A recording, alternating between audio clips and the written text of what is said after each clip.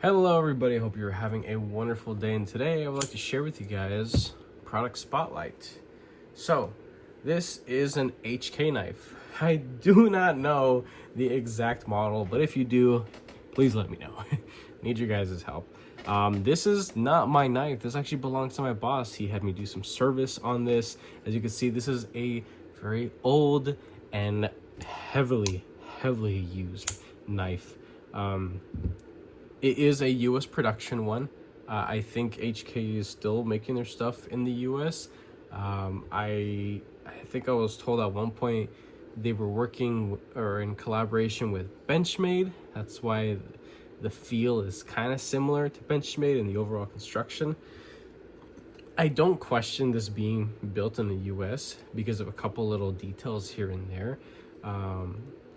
We'll get into all that good stuff later. The only thing that's a little confusing about this particular model was the D2 blade material. Not specified as CPM D2, it's just regular D2. And when I sharpened it, it feels like regular D2. Have I sharpened CPM D2? No, but I would like to.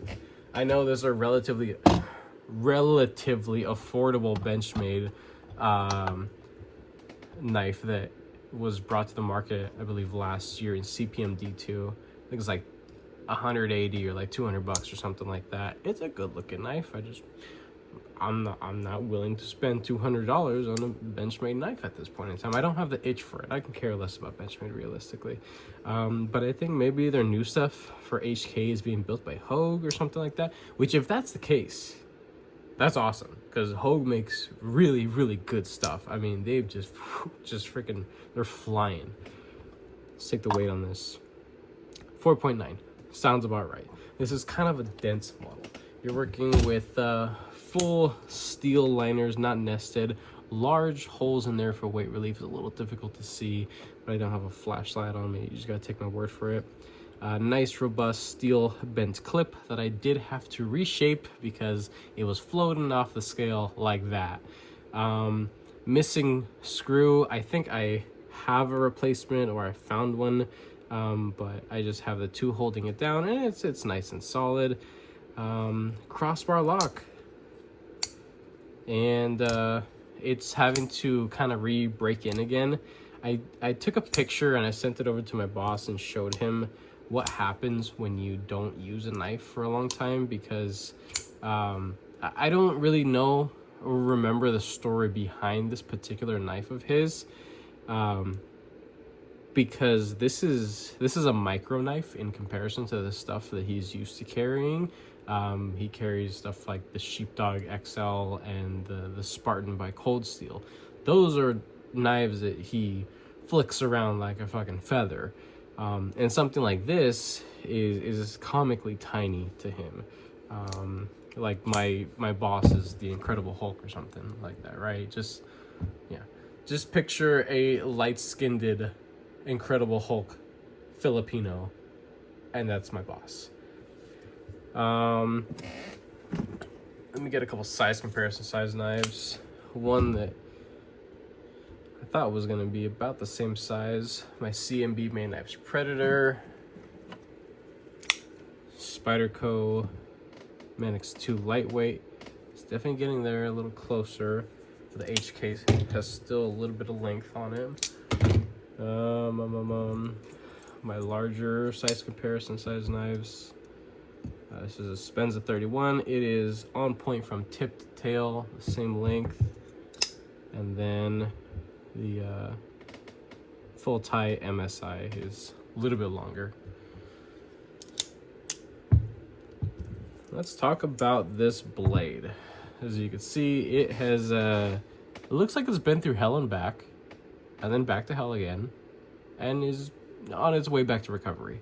I went ahead and sharpened it up. This looks like a super low angle, but trust me, it's not. I think it's about an 18 degree edge, 18 or 19, which to me, that is on the more robust side. I'm used to 16, 17 degrees. Yes, 2 degrees more does make a difference. You do feel it. And when you're working with stock thickness of this size and the behind the edge thickness that this is. I do not own calipers, but trust me, this feels like I'm pinching 2 quarters together. This is a very, very thick knife behind the edge.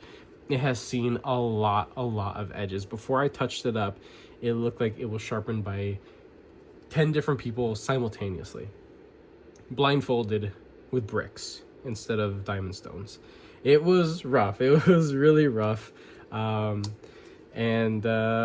I'm glad I was able to get a hold of it and take care of it for him, because I mean, this thing, I mean, as you can see, it still has plenty of life left in it. It's extremely fidgety. The action is having to, you know, break its way back in again.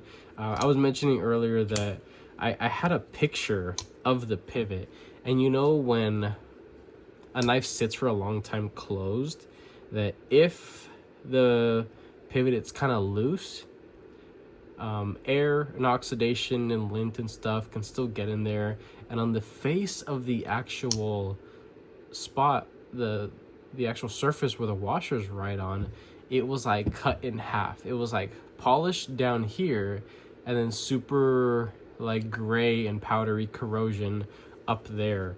So I sent a picture to my boss, and we were just kind of laughing about it. And I told him, I was like, this is what happens when you don't use your freaking knives. You got to use them. You got to take them out every once in a while and just fidget with them, give them a couple flicks every once in a while. But I don't think this is something that he takes out often because of its size. It's just a little too compact for his taste. Now, for me in particular, this is a lovely size. I would still consider this to be a large knife. This is a large knife to me. And I wouldn't mind having something like this in the collection, because it is a wonderful size. Now, the blade shape itself is a Tanto. Never been a fan of this particular blade shape. It's also a nightmare to sharpen, but I think I got it pretty good, despite all the work that was done to it in the past. Let's go ahead and check out that edge. See if I could back out just a little bit.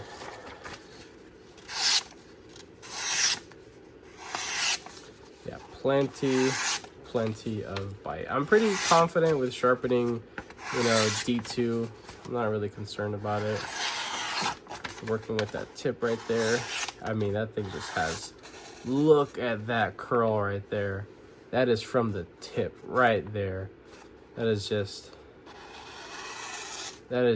so much bite. I did put a very aggressive, I think it was a 400 grit edge on this, and this is just me. With D2, I feel like it really shines if you have a really coarse edge, a well done, consistent coarse edge. I'm talking, you really gotta work it, and then strop it to hell. And stropping definitely buffs out a lot of the rough teeth, and so it holds on to the aggression, but it won't tear. Yeah, it won't shred. It sounds a lot louder and a lot more aggressive as it goes through a media like paper, which I use to test a lot of my, edges, whether they're experimental edges or just working on different blade steels. As I mentioned before, there is no indication whether this is just regular D2 or CPM D2. I'm pretty sure this is just regular D2. I'm assuming at one point, plenty of American-made knives were made in D2, as I've seen pictures of old ones prior. Also, having T6 galore all over this damn thing. I mean, here you have 2 holding in the stop pin, 2 holding in these backspacer pieces, and one of the indicators that I notice is that these little standoffs, they're actually D-shaped, they're captured. That's typically an indication of like US production stuff. It's something I don't really see on Chinese production unless it's like a little bit higher end. But it's a more common technique now, but I'm sure when this was produced, it was maybe not revolutionary, but just like, hey, I like that. I really like that little feature. It makes reassembly a whole lot easier. The Omega springs on this knife were definitely still in good health, surprisingly. And yeah, I mean, as thick as a brick, but completely practical and usable. Breathing new life into this thing was definitely rewarding. for sure, and I hope that my boss actually uses this thing, because I put a lot of work into restoring it in a way that is, you know, absolutely usable. I tightened down the pivot and drowned that bitch in some Loctite to get a minimal to no side to side on this, and I really had to work it. I've actually been fidgeting with this a while, like casually as I'm watching videos or waiting for something to upload. I've been working in that pivot for him, so he doesn't have to break it in.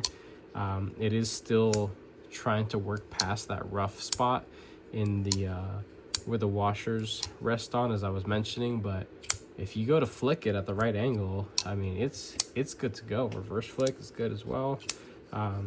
Yeah, this is a nice model. I genuinely enjoy this. In and out of the pocket, it's snug, it's tight.